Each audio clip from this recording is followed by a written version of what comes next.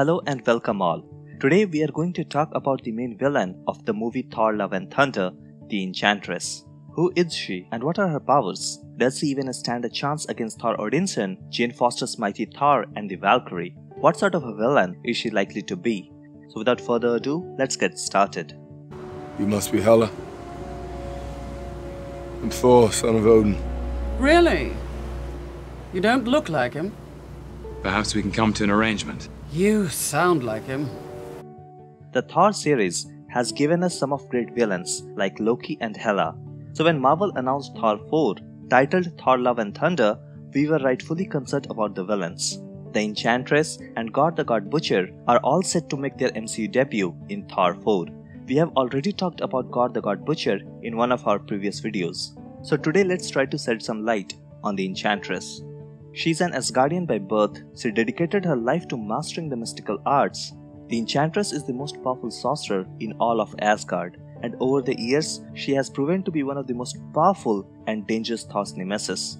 What makes the Enchantress such a dangerous opponent is her ability to manipulate people. She is one of the most powerful mind controllers in the Marvel comics. The Enchantress uses her magical abilities unlike any other.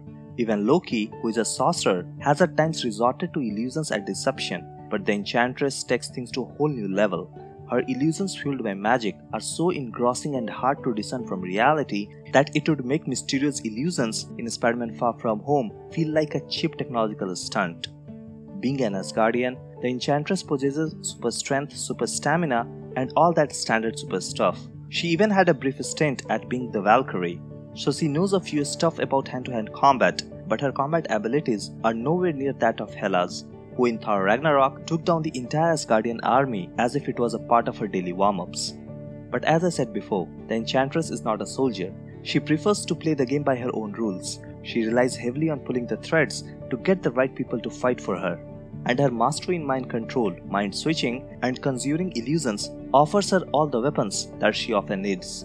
But when the moment finally comes, when the Enchantress herself has to step into the mess that is the battlefield, she deploys her best-kept secret weapons, which often perplexes the enemies and gives her the necessary upper hand.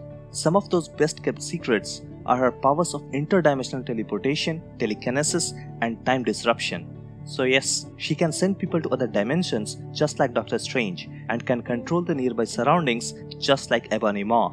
And to top that all, she can influence the flow of time without using the time stone. And if you're already thinking that the Enchantress is OP as hell, then let me tell you about a very special power of hers. She possesses the ability to transmute matter and the living creatures. At one point, she even tried to change Thor's Mjolnir into a serpent, but luckily the Mjolnir is immune to her magic. So in theory, she can transmute enemies' weapons and even those enemies themselves, just like Thanos did on Nowhere in Avengers Infinity War. But that said, her powers are nowhere close to that of the Reality Stone. But nonetheless, she possesses a fraction of those powers and she uses magic to get those results rather than some artifacts. So equipped with such incredible magical powers, the Enchantress has been part of some of the most devious schemes of Loki and Odin. She was first sent by Odin to kill Jane Foster, and ever since, she has tried to kill Thor's love interest on numerous occasions. But Thor manages to get Enchantress banished by Odin after exposing her villainous tendencies. Banished from Asgard, Enchantress joins the Masters of Evil, a team of supervillains that was started by Baron Zemo, the same Zemo whom we saw last in Captain America Civil War. Zemo is confirmed to return as a villain in the upcoming Disney Plus series Falcon and the Winter Soldier. Being a part of Masters of Evil, she fought against the Avengers, and when her team lost, she reversed time. How fun is that? The Enchantress is going to be one of a kind of a villain, there is no doubt about that. We are going to get a Thor villain who sounds more like a Doctor Strange villain, and in the comics, the Enchantress has even fought the Sorcerer Supreme, but as you'd expect, she had to face yet another defeat. Now let's address the question, going into Thor Love and Thunder, what should we expect from the Enchantress? Well, since Odin is no more in the MCU, it might be the Valkyrie who finds and sends the Enchantress on a mission to find Thor or Jane Foster, and then as in the comics, her love for Thor would create the unnecessary complications that would turn her to the dark side. And it would be a fitting character arc as the movie is titled Thor Love and Thunder, so we should expect the love part to play a critical role considering the fact that even Jane Foster is back in the MCU. So with that, we'll bring this video to an end. Let me know your thoughts in the comments and don't forget to like and subscribe.